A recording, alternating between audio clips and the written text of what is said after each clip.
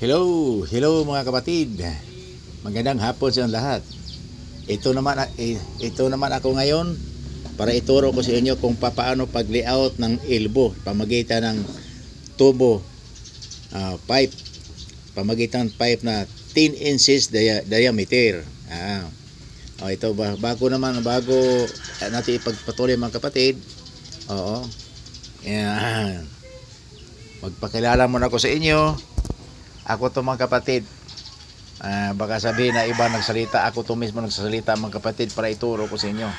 Lalo sa mga fabricator dyan, importante ito sa inyo. Sa mga pipe fitter, importante rin to.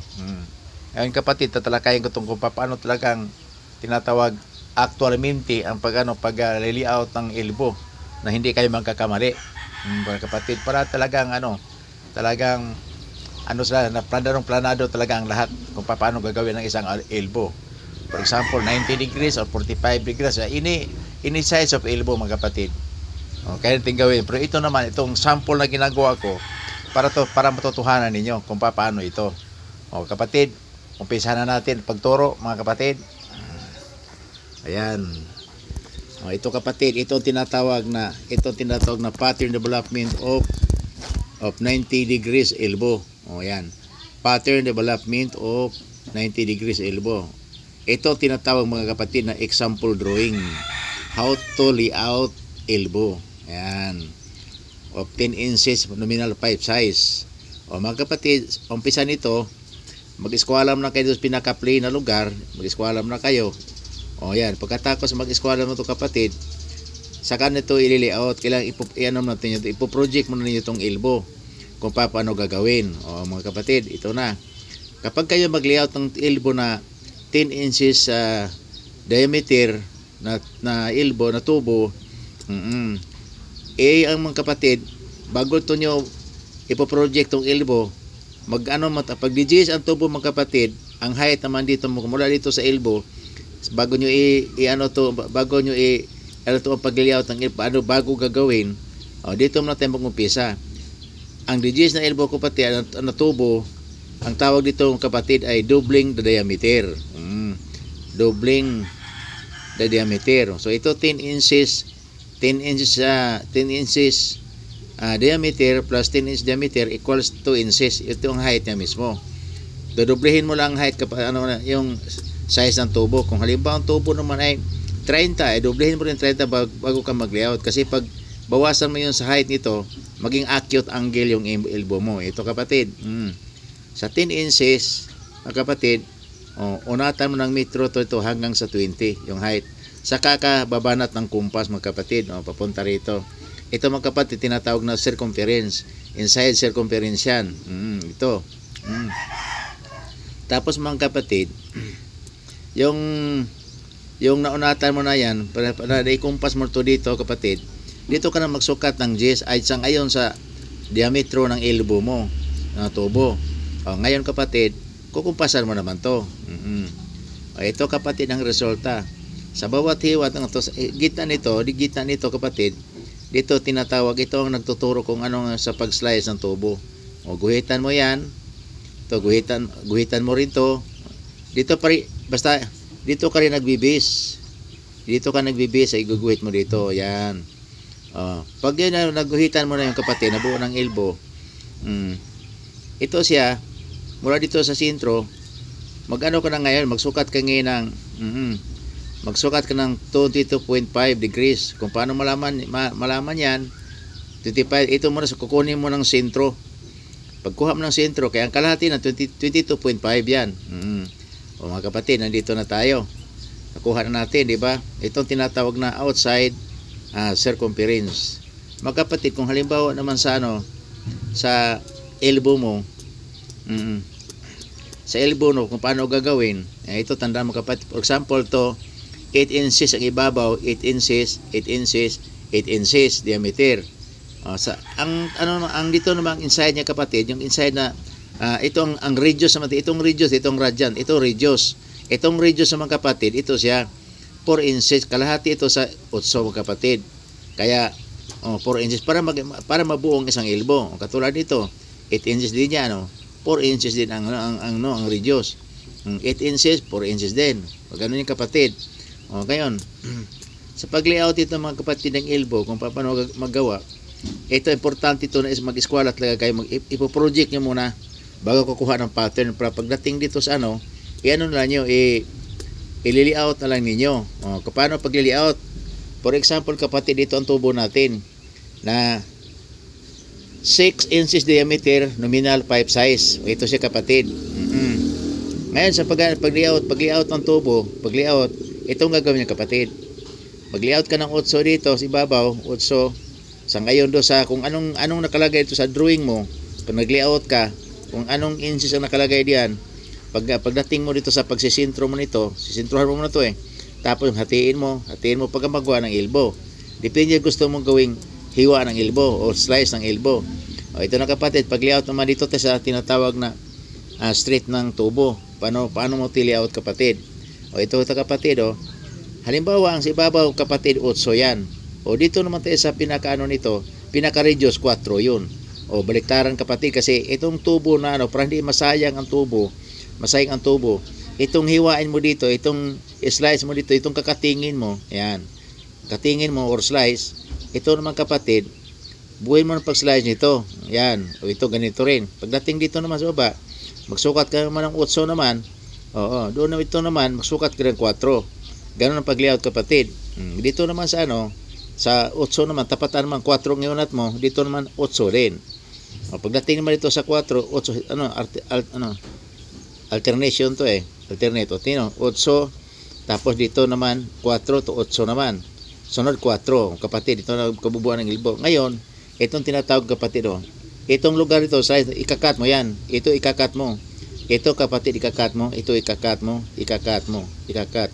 Pag nakat na lahat ng kapatid, para pag-assemble ng elbow, itong slice nito kapatid, lahat ng 4 inches, pagtapatin mo siya.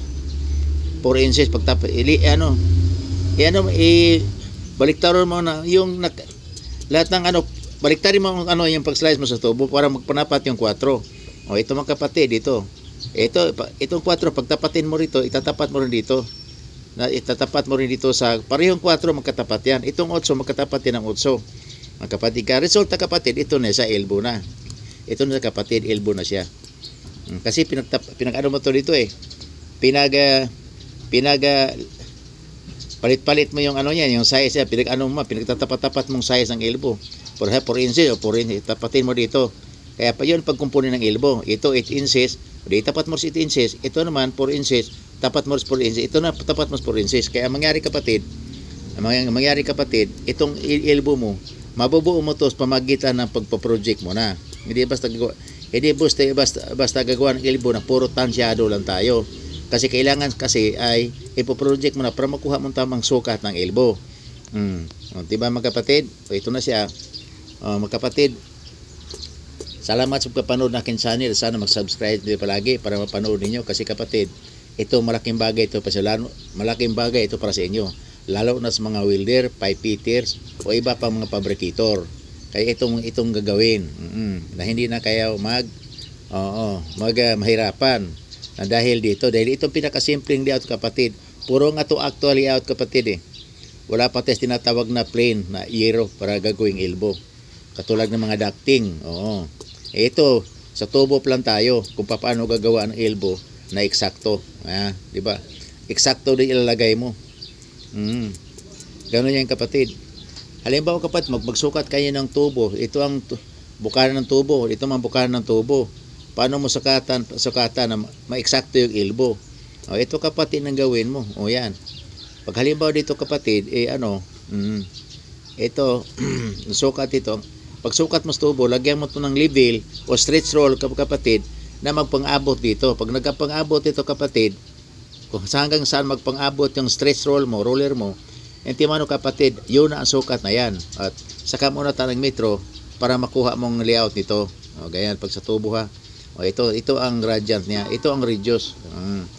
Kapatid, sana kapatid, naunawaan nyo itong tinuturo ko sa inyo dahil napakaganda ito para sa inyo. Itong pagkakataon nito na para matutuhanan nyo. Tinuturo ko ito kapatid para may malaman kayo. Kasi importante talaga sa tao na maraming nalaman. Huwag natin sabihin na bakit hindi man madala pagkamatay nga. O nga, hindi mo madala sa kamatayan to ang nalaman mo. Pero pag ituturo mo sa mga sa kapwa mo, hindi man o yung kapwa mo, tutuwa pa sa iyo.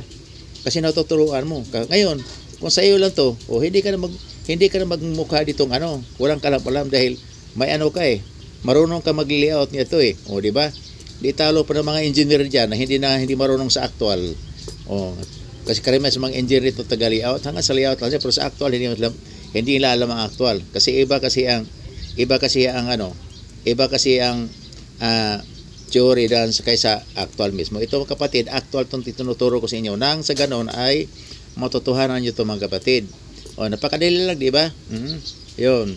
Paggawa ng elbow, ito, ulitin ko. Ito ang mga kapatid ang tinatawag na pattern development of 90 degrees elbow. Example drawing of how to layout elbow. Yung elbow, ito mga kapatid.